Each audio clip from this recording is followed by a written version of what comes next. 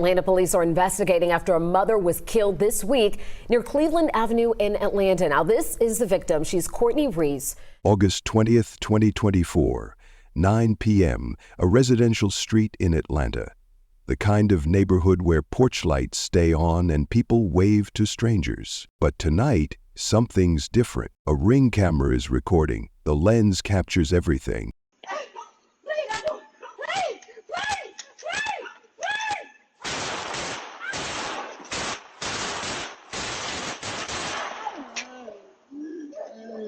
A mother of 4, a man in white, a secret so dangerous that exposing it became a death sentence.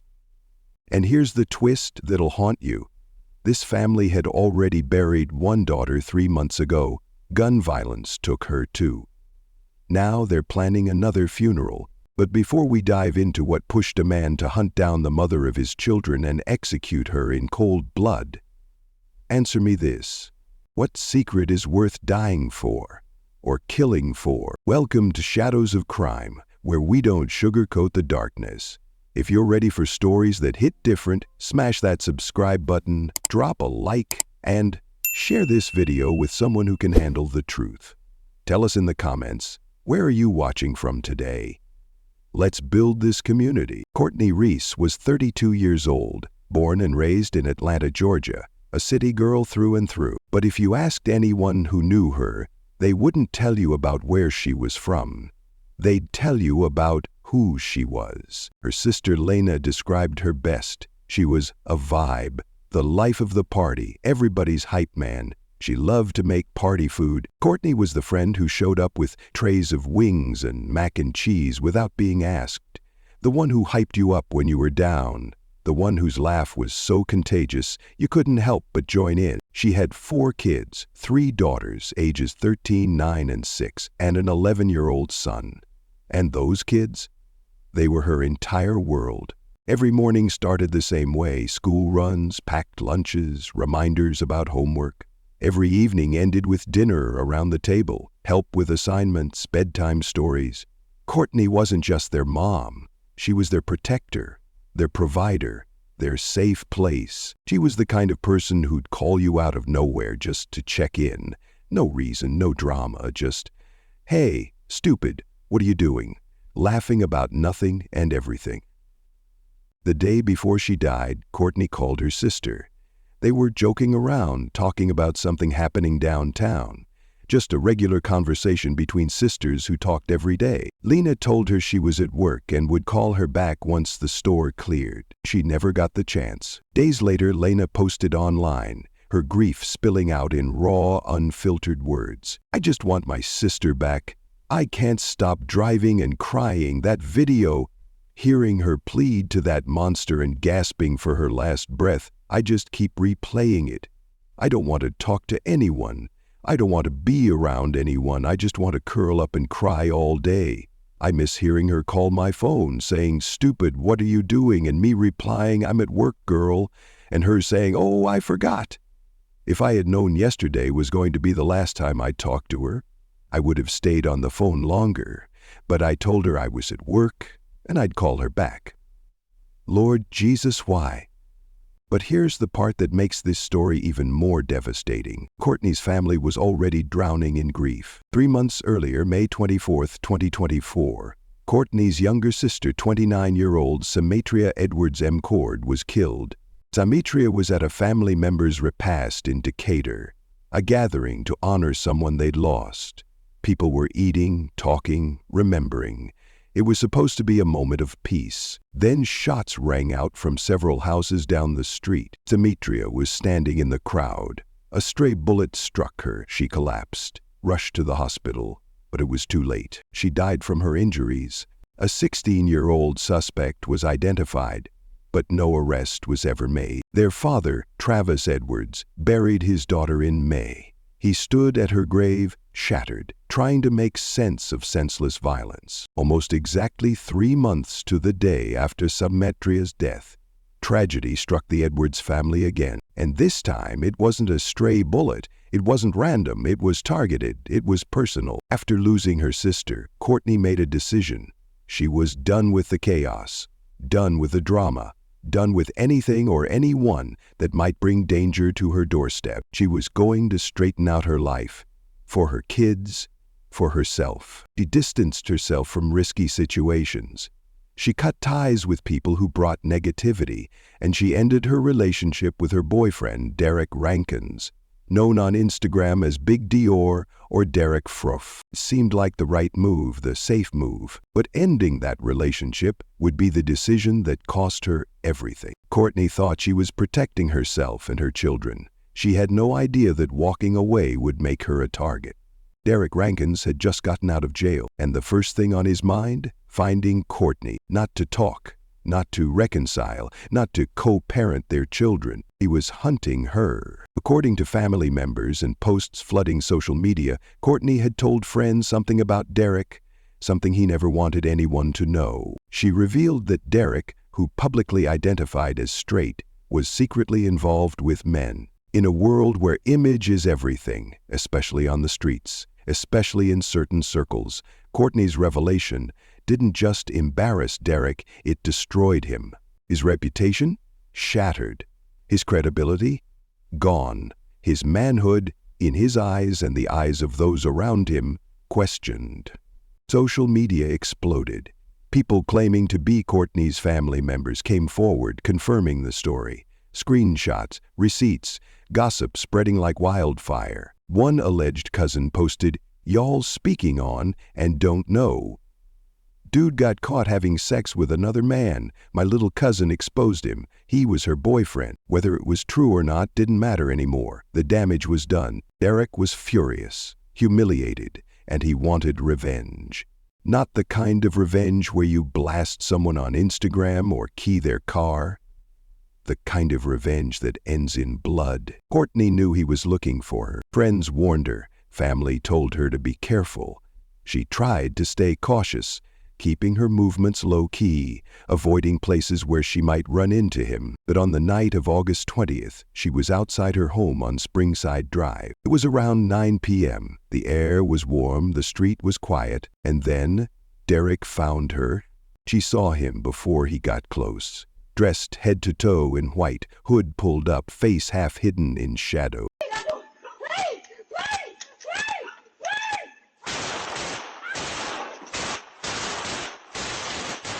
Then, as calmly as he'd arrived, Derek turned and walked away. No running, no panic, just a slow, deliberate exit down the driveway, disappearing into the night like a ghost. Inside the house, Courtney's children were on the other side of the door. 4 kids, ages 13, 11, 9, and 6.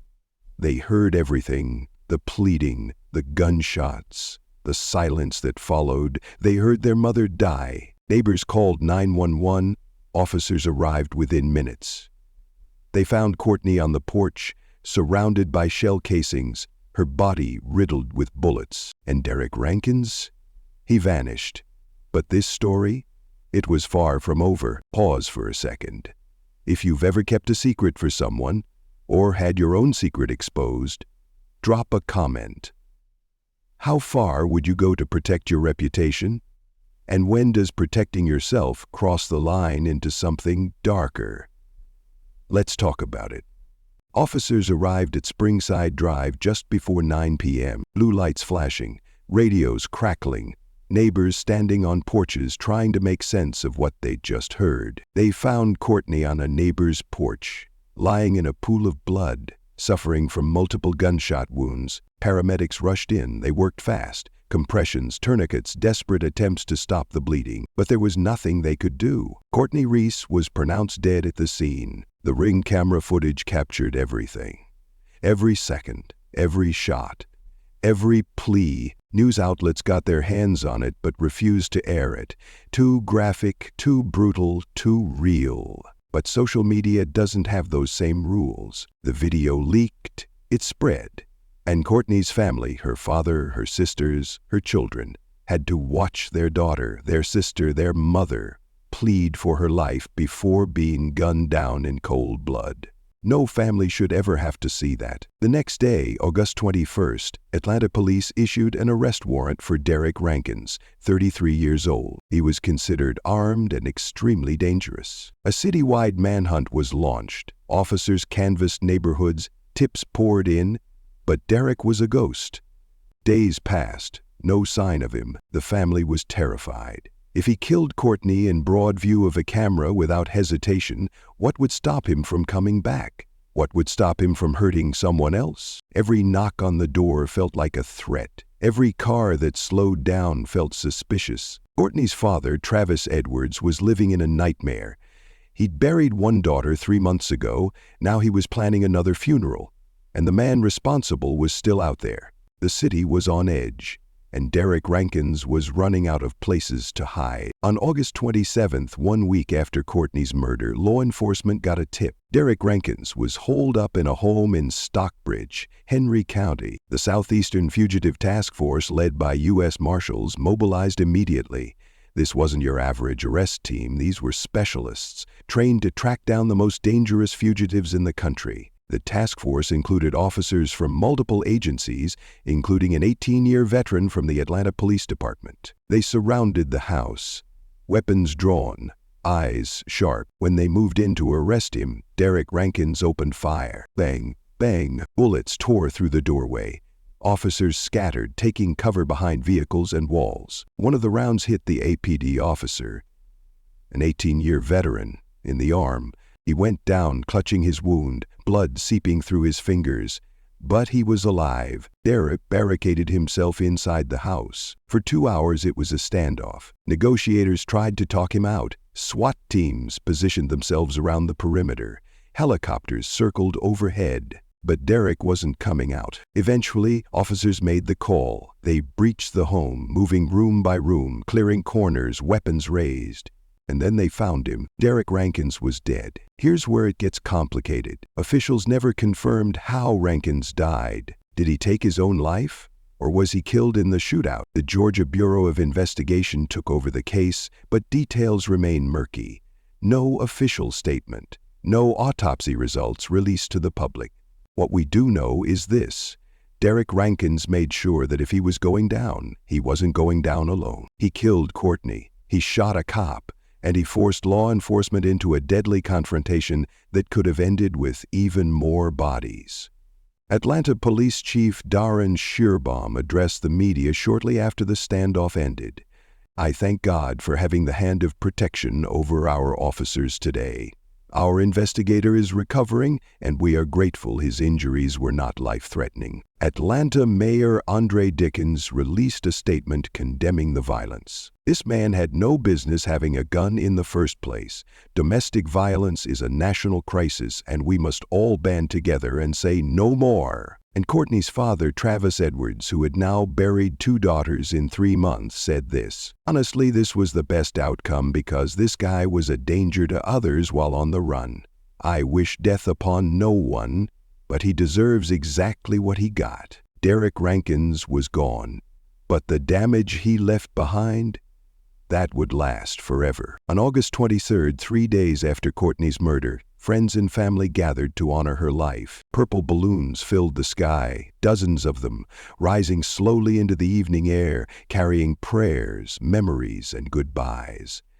Music played, Courtney's favorite songs, the ones she used to dance to in the kitchen while cooking, the ones she'd blast in the car with the windows down, singing at the top of her lungs. Her sister Lena stood in front of the crowd, tears streaming down her face, but her voice strong.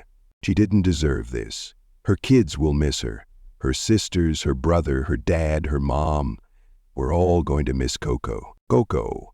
That was Courtney's nickname, the name her family called her when she was being silly, when she was being loving, when she was just being herself. Lena wiped her eyes and smiled through the pain. Tonight it's a party. It's a celebration like Courtney would have had any other day. And that's exactly what they did. They laughed. They shared stories. They played her music loud. They ate the kind of party food Courtney loved to make. Wings, mac and cheese, potato salad. They tried to honor her the way she would have wanted. With laughter, with love, with life. But underneath it all, the pain was unbearable, because no matter how loud the music played, no matter how many balloons floated into the sky, Courtney wasn't coming back. Courtney left behind 4 kids, 3 girls, 13, 9, and 6 years old, 1 son, 11 years old. They were inside the house when their mother was killed. Just on the other side of the door, they heard the gunshots. Over and over, 10 rounds, maybe more. They heard her final breaths. No child should ever have to hear that. No child should ever have to carry that memory. But they do, and they will, for the rest of their lives. Lena spoke about them at the vigil, her voice breaking. Their life is now her legacy. She was a great mother. We want them to have everything that we knew she was going to do for them. Courtney had plans. She was going to see her daughters graduate. She was going to teach her son how to be a man. She was going to be there for first dates, proms, weddings, grandkids. All of that was stolen. The family set up a fundraiser to help with funeral expenses and to support the children. The community rallied. Donations poured in. Strangers who never met Courtney gave what they could because her story broke their hearts. But no amount of money could fill the void. No donation could bring her back. No fundraiser could erase the trauma her children would carry forever. The family was grateful, but they were also shattered. Travis Edwards had now buried 2 daughters in 3 months. In May, he stood at Samatria's grave, trying to make sense of a stray bullet that took his 29-year-old daughter's life at a family gathering. In August, he stood at Courtney's grave, trying to make sense of a man who executed his 32-year-old daughter in front of her home. Both killed by gun violence, both gone too soon. How does a father survive that? How do you wake up every morning knowing that 2 of your children are in the ground? How do you keep going when the world has taken so much from you? Travis Edwards didn't have an answer, but he kept showing up for Courtney's kids, for his family, for the memory of his daughters, because that's all he had left. Real talk, if you were Courtney's friend, would you have told her secret, or would you have kept quiet, even if it meant living a lie? Comment below, and if this story hit you hard, share it. Someone out there needs to hear this. Courtney's murder wasn't random. It wasn't a robbery.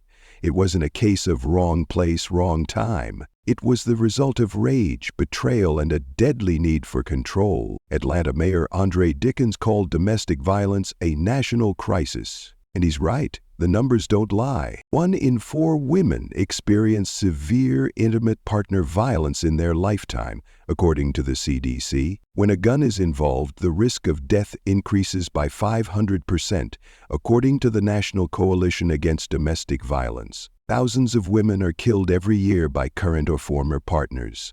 Mothers, daughters, sisters, friends. Courtney Reese is just one name on a list that's far too long. Courtney's case brings up a painful and controversial topic: the down low culture, as men who publicly identify as straight but secretly engage in same-sex relationships. When these secrets are exposed, the fallout can be deadly. It's not just about sexuality, it's about control, it's about shame, it's about the lengths people will go to protect their image. In certain communities, being outed can destroy your reputation, your relationships, your sense of self. And for some, that humiliation is unbearable. Courtney's decision to expose Derek wasn't just gossip. To him, it was an attack on his identity, his reputation, his manhood, and he retaliated with violence. This isn't to justify what he did. Nothing justifies murder. But it's important to understand the toxic mix of shame, rage, and control that fuels these tragedies. Domestic violence doesn't always start with a gun. It starts with control. Here are the warning signs: controlling or jealous behavior, monitoring your phone, isolating you from friends and family, dictating what you wear or where you go, threats of harm. If you leave me, I'll kill you.